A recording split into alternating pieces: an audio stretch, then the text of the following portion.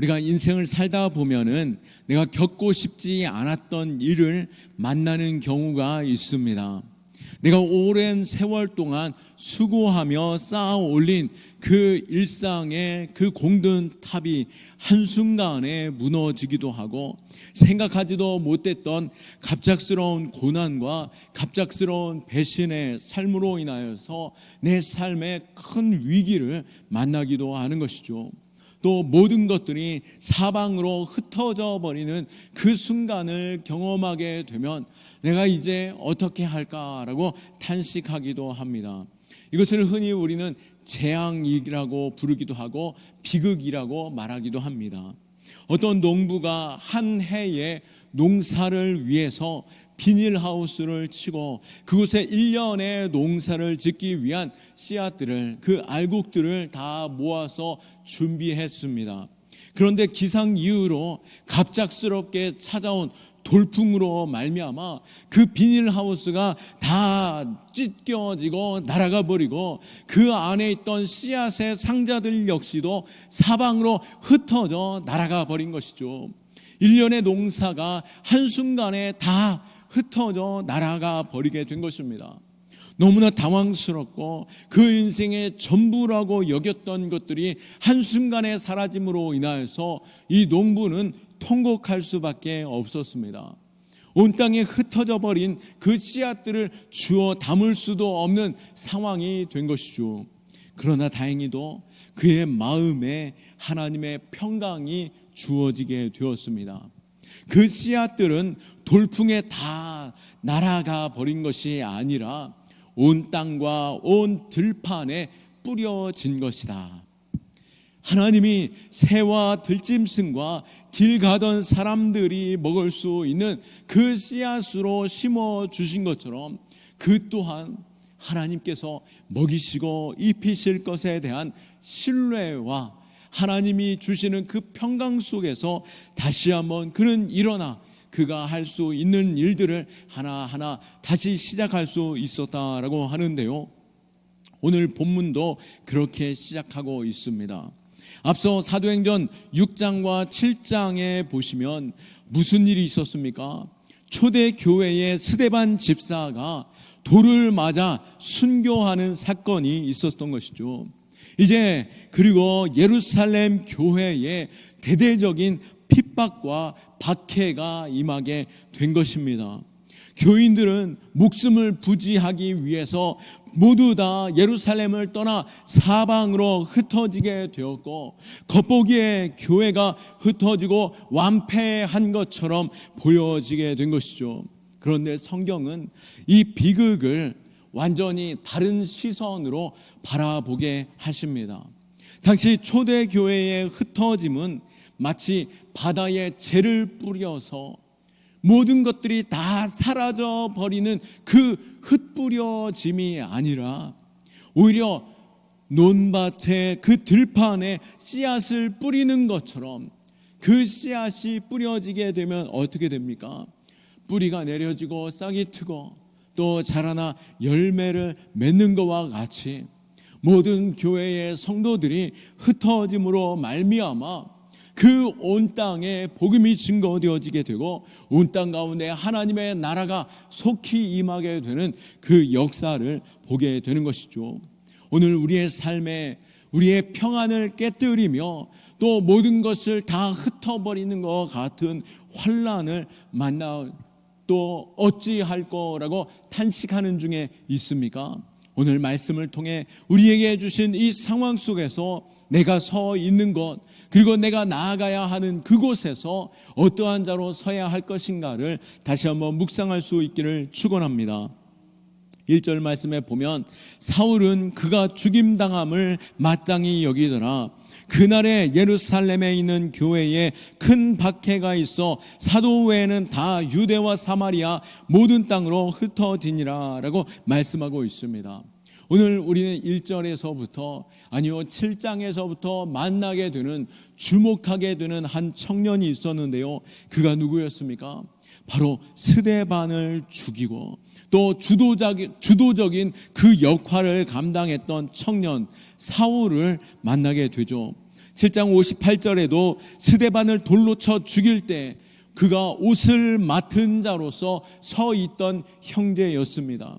이것은 단순히 그 사울이 스데반을 치는 그 순교의 현장에서 가담하는 정도에 서 있는 것이 아니라 그들의 모든 겉옷을 그가 받아 자신 앞에 두는 것은 이를 죽이는 이 사건에 있어서 모든 책임은 나에게 있다라고 하는 의미와 같은 것으로서 이 모든 일에 있어서 가장 주도적이고 그 일들을 추진한 이 대표적인 역할을 책임을 감당하는 사람이 바로 이 사울이었다라고 하는 뜻입니다.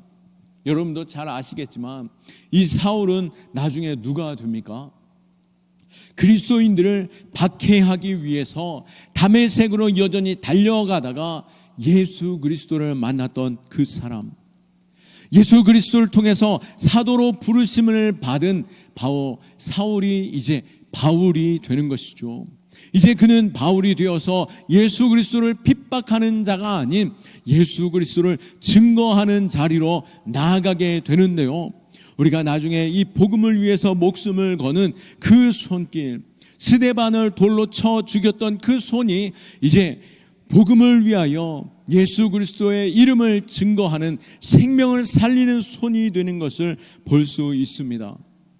이렇듯이 하나님의 섭리는 우리의 모든 생각을 뛰어넘는 분이십니다.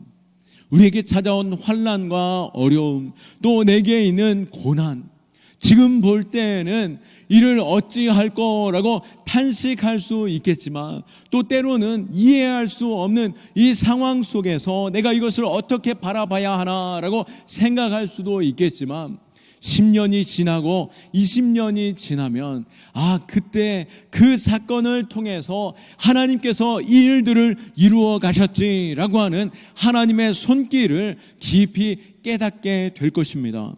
그렇게 초대교회는 박해로 인해서 흩어졌지만 그러나 우리가 또 주목할 것은 흩어진 사람들의 그 특징, 그리고 그 상황 속에서 그 영혼들이 어떠한 사람인가를 볼 때 교회의 구성원들, 이제 교회가 흩어지는 상황 속에 예루살렘 교회가 흩어지는 중에 있는데요, 그 흩어지는 사람들을 누구로 주목하고 있습니까? 바로 사도 외에는 다 흩어졌더라라고 말하고 있습니다. 교회가 교회 될 수 있는 것은 어떠한 직분에 있거나 어떠한 은사를 가진 특별한 사람들로 구성되어져 있을 때 비로소 교회가 되는 것이 아닙니다. 오늘 교회가 흩어질 때에 그 흩어지는 사람들을 누구라고 말하고 있습니까?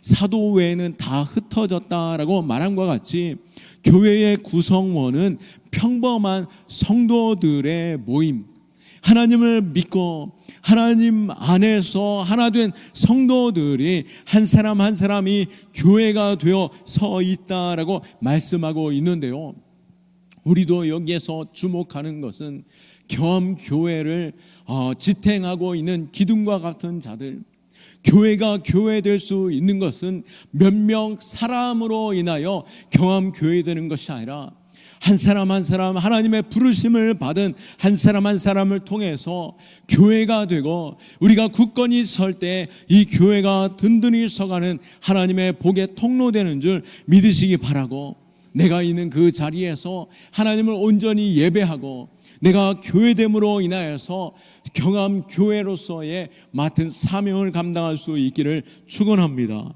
초대교회에 흩어져가는 교회로서 그 위기 가운데 있지만 이 위험 속에서, 어쩌면 환난과 핍박 속에서, 어쩌면 이곳 가운데 드러나게 되면은 더 큰 위기와 스데반이 돌에 맞아 죽음과 같은 그 상황 속에 놓여질 수도 있는데요, 그럼에도 불구하고 이 교회에 헌신하는 자리, 희생의 자리에 서는 사람들이 있음을 보게 됩니다. 2절 말씀에 경건한 사람들은 스데반을 장사하고 위하여 크게 울더라라고 말씀하고 있습니다. 당시 스데반의 죄목은 신성모독이었습니다. 유대 사회에서 유대교 그 교리 안에 이 신성 모독은 바로 돌에 맞아 죽을 위기, 이 유대 사회에서 가장 무거운 죄가 바로 신성 모독이었고, 예수님께서도 신성 모독으로 유대인들에게 붙잡혀 가게 되셨는데요. 이 신성 모독으로 죽은 스데반을 장사하게 되고, 그 장사하면서도 스데반을 위하여 크게 울며 통곡하는 그 일들을 감당하는 그 신실한 사람들, 그들을 바라볼 때 이 세상 사람들은 어떻게 보겠습니까? 저 사람들 역시도 신성 모독하는 자들이다. 저들 역시도 스데반과 똑같은 사람이요, 그들도 돌에 맞아 죽어야 할 자들이다 라고 외치며 달려들 수도 있는 것이죠. 그럼에도 불구하고 스데반 집사를 애도하는 마음으로 크게 울며, 이것은 단순한 눈물이 아니라 이 성경의 원문을 볼 때에 크게 울었다라고 하는 것은 온 몸으로 통곡하며 애도의 뜻을 보였다라고 하는 것으로서, 어떤 누구도 볼 때 저 사람이 스데반 집사의 편이요, 또 그 편에서 통곡하고 있구나라고 하는 것을 알 수 있듯 위험한 행동으로서 그 일을 감당하고 있는 것이죠. 그럼에도 그들이 크게 울었던 것은 무엇이겠습니까?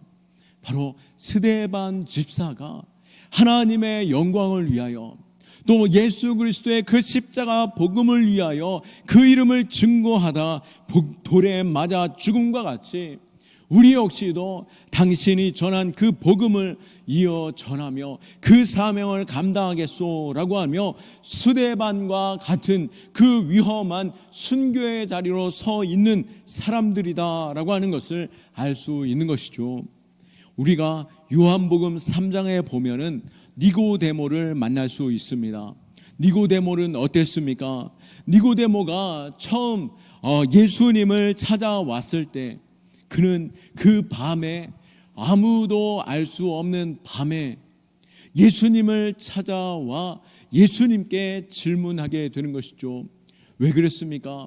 그는 유대 지도자로서 공회의 리더급에 서 있는 사람이었기에 자신이 예수님께 나아가 그에게 질문하고 그에게 말씀을 듣기를 구하는 그 일은 어쩌면 자신의 지위와 또 사람들의 평판에 있어서 불이익을 당할 수 있기 때문에 그는 깊은 밤 몰래 예수님을 찾아갔던 것입니다. 그런 니고데모가 요한복음 19장 39절에서는 어떻게 변화를 받게 됩니까? 예수님께서 십자가에서 죽으신 이후에 그가 빌라도 앞에 나아가 공개적으로 예수님이 죽으신 그 십자가의 자리에서 예수님을 내려드려 그의 시신을 무덤에 앉지 않은 일에 있어서 내가 그 일을 하겠습니다 라고 나서서 서 있던 사람이었다라고 하는 것입니다. 예수님을 위해서, 예수님을 장사 지내기 위해서 매우 값진 몰약과 침향을 섞은 것으로 가져와 예수님을 무덤에 안치하게 되는데요, 이건 역시 신성 모독한 그 예수 그리스도, 또 이단과 같은 자로서 그가 십자가에 못 박혀 죽임을 당하는 그 상황 속에 그가 나서서 그를 무덤에 안치하는 일에 있어서 최선을 다하는 장례를 치르며 안치하는 그 일, 어쩌면 이것은 자신의 모든 것을 걸고 모든 것들을 내려놓는 결단 속에서 그 십자가의 길을 가는 것과 같습니다. 그렇게 우리의 신앙 역시도 어떻습니까?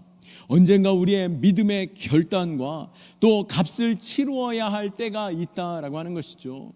오늘 초대 교회의 성도들 가운데 경건한 자들이 그 스데반의 그 죽음 앞에서 통곡하며 예수 그리스도의 복음을 증거하는 그 자리로 유대인들이 여전히 눈 시뻘겋게 바라보고 있는 그 상황 속에서 두려움에 떨지 아니하고 담대히 나아갔던 그 심정과 같이 우리 역시도 주를 위하여 결단하고 희생에 동참하는 그 일이 우리에게도 요청되어지는 그 상황 속에 믿음으로 나아갈 수 있는 우리의 신앙 되기를 축원합니다. 또한 오늘 말씀에서 볼 때 이제 흩어진 성도들 역시 그들이 패배자였습니까? 아니요, 그들은 결코 패배자들이 아니었습니다. 물론 복음을 듣고 예수 그리스도의 이름 때문에 핍박을 당하는 그 상황 속에서 죽임을 당하는 그 위기 가운데 피하는 영혼들이었지만 4절과 5절 말씀에 보면 그 흩어지는 사람들이 두루다니며 복음의 말씀을 전할세 빌립이 사마리아 성에 내려가 그리스도를 백성에게 전파하니라고 말씀한 것 같이 흩어져 도망하는 길에 그들은 패배자가 아닌, 어쩌면은 그들이 지금까지 신앙생활을 하면서 습관적으로 해왔던 모습일지라도 그들은 가는 곳마다 복음을 증거하는 자리에 서 있었다라고 하는 것입니다.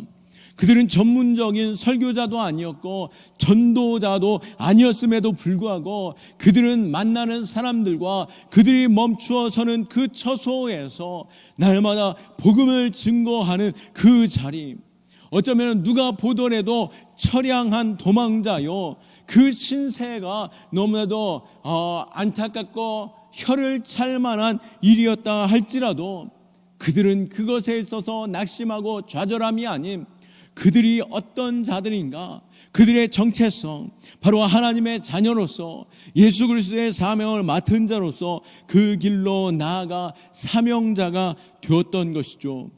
그런데 이 사건 속에서는 이 흩어져 나가고 그들이 복음을 증거하는 이 일에는 우리가 알지 못하고 지난 후에야 깨닫게 되는 놀라운 주님의 사명을 이루는 자의 그 사명자의 모습들로 보여질 수 있는 것이죠. 우리 주님께서는 어떻게 말씀하셨습니까? 어쩌면 지금까지 그들이 복음으로 말미암아 참된 기쁨과 참된 자유와 또 모임에 힘쓰며 서로 주 안에서 먹고 나누며 주를 예배하는 것에 힘쓰는, 모이기에 힘쓰는 교회였다라고 한다면, 오히려 주님께서는 이 핍박과 그들에게 찾아온 환난 속에서 그들을 흩으셨고, 흩으시는 가운데 주님께서 마지막에 부탁하신 그 사명자로서 세우신 것임을 믿으시기 바랍니다. 사도행전 1장 8절 말씀에 오직 성령이 너희에게 임하시면 너희가 권능을 받고 예루살렘과 온 유대와 사마리아와 땅끝까지 이르러 내 증인이 되리라 하시니라. 아멘. 어쩌면 초대 교회는 이 사명을 잊고 있었을지도 모르겠습니다. 단지 주 안에서 교제하는 것이 즐겁고 하나 되어 예배하는 것이 기쁘고 영광스럽겠지만 주님께서 맡겨주신 또 하나의 사명은 바로 흩어지는 일이었던 것이죠. 그들이 모이기에만 휩쓸기에, 그들이 흩어지는 사명을 잃어버렸기에 이 환난을 통해서 그들은 흩어지게 되었고, 흩어짐으로 말미암아 그들이 다가갈 수 없는 영혼들에게 찾아가 복음을 증거하는 일들이 일어났다라고 하는 것이고, 그들이 흩어짐으로 말미암아 열방 가운데 교회가 세워지고 또 그곳 가운데 잃어버린 영혼들이 죽기로 나오는 일들을 보게 되었다라고 하는 것입니다. 그 가운데서도 빌립이 처음 도착한 곳은 사마리아였습니다. 당시 유대인들에게 있어서 사마리아는 어떤 곳이었습니까? 사마리아 사람들은 마치 개와 돼지 취급을 받으면서 이방인들과 섞여 그들이 혼혈이 된 그 민족들에 대하여 유대인들은 더럽고 추한 자로 여겼던 것이죠. 그럼에도 불구하고 주님께서 이 환난을 통해서 흩어버리실 때에 빌립이 사마리아에 들어갔고 그곳에서 또 무명의 성도들이 함께 들어가 복음을 증거할 때에 이 사마리아 사람들이 복음을 받아들이게 되고 그곳에서 하나님의 놀라운 기적과 또 살아계신 하나님의 그 신실한 역사를 마주 대하면서 결과 8절 말씀에 그 성에 큰 기쁨이 있더라라고 말씀한 것처럼 오히려 이 환난과 시련과 흩어짐이 온 땅 가운데 큰 기쁨으로 주어지는 통로가 되었다라고 하는 것입니다. 우리가 바라볼 때 흩어진 평범한 사람들, 우리가 빌립에 주목할 것이 아니라 하나님께서 흩으셨고 흩어진 그 성도들이 나아갔던 그곳이 그들이 복음을 증거하는 자리가 되었고 하나님이 역사하는 자리가 되었고 그곳이 바로 교회가 세워지는 곳들이 되었습니다. 도망자 같은 그 상황 속에 또 위기와 환란이 찾아온 그 교회 가운데 하나님의 위대한 사명이 다시 한번 회복되어지게 되었고 복의 통로로서 서게 되었다라고 하는 것입니다. 우리는 지금 이때 어디에 서 있습니까? 우리가 경암교회 모이기에 힘쓰는 자들로 뿐만 아니라 하나님께서는 우리로 흩으시는 가운데 주일에 거룩한 예배 자리로 모이게 하셨고 6일 동안은 흩어져 나의 가정과 직장과 나의 삶의 자리에서 때로는 우리로 하여금 더 멀리 흩어두어서 그곳 가운데 만나고 새롭게 하는 일들을 시작하게 하시는 그 일들을 경험하게 되는 것입니다. 그러나 이때 우리는 낙심하고 좌절하는 우리의 영혼이 아니라 하나님께서 보내시고 하나님께서 만나게 하신 그 자리 그리고 그 사람들에게 바로 복음을 증거하고 우리가 그곳 가운데 보냄받은 사도로서 또 사명자로서 교회로서 온전히 서는 예배자 될 수 있기를 축원합니다. 말씀을 마치면서 사도행전의 교회는 결코 완성된 교회도 아니었고 완전한 교회도 아니었습니다. 박해를 받고 흩어지고 또 두려워하는 중에 있었고 그들이 모이기를 즐거워하며 하나됨을 힘쓴 가운데 있었지만 그들 역시도 놓쳐버린 사명들이 있었다라고 하는 것이죠. 그러나 하나님께서 그들을 환난조차 허락하시고 시련 가운데 흩어짐이 있다 할지라도 또 그들이 어떠한 자리 누구를 만나고 어떠한 상황 속에 있다 할지라도 그들은 하나님의 백성이요 또 그들이 서 있는 자리에서 복음 위에 서 있음을 우리가 기억하고 우리에게 주신 그 은혜를 믿음으로 나눌 수 있는 믿음의 백성들 될 수 있기를 축원합니다. 경암교회 역시 모이기에 힘쓰는 교회 되어야 하겠지만 또 때로는 평안 있겠지만 또 평안 속에 환란이 있을 수 있음을 우리가 기억하며 우리에게 있는 환란과 또 시련과 또 우리가 만나는 상황과 현실 속에서 모든 곳에서 하나님의 일하심을 믿고 지금은 내가 이해할 수 없으나 이후에 하나님께서 나를 어떻게 사용하셨는지 하나님께서 이 시간을 어떻게 하나님께서 이용하시고 영광을 받으셨는지를 우리가 바라보며 소망 가운데 믿음의 길 갈 수 있기를 원하고 오늘 4절 말씀에 그 흩어진 사람이 두루 다니며 복음의 말씀을 전할세 그 말씀이 우리의 사명이 될 수 있는 그 말씀이 될 수 있기를 원하고 우리가 모든 상황 속에서 주의 이름을 증거하는 저와 여러분 다 될 수 있기를 예수 그리스도의 이름으로 축원합니다. 아멘. 우리가 이 시간 함께 기도하기 원합니다. 이 시간 기도할 때 주님 내 삶에 흩어지고 흔들리는 모든 순간이 나를 버리신 것이 아니라 그것이 오히려 거룩한 씨앗으로 또 그 흩어짐 속에서 하나님의 일하심을 경험하는 우리의 신앙 되게 하여 주옵소서. 주님 내가 복음의 증인으로 서기를 원하오니 나를 들어 사용하여 주옵시고 내게 주어진 모든 상황으로 절망함이 아닌 하나님의 일하심을 소망하며 믿음으로 나아가는 자 주가 일하시네 고백으로 담대히 나아갈 수 있는 우리의 신앙 되게 하여 주옵소서. 주님 찾고 기도합니다. 주여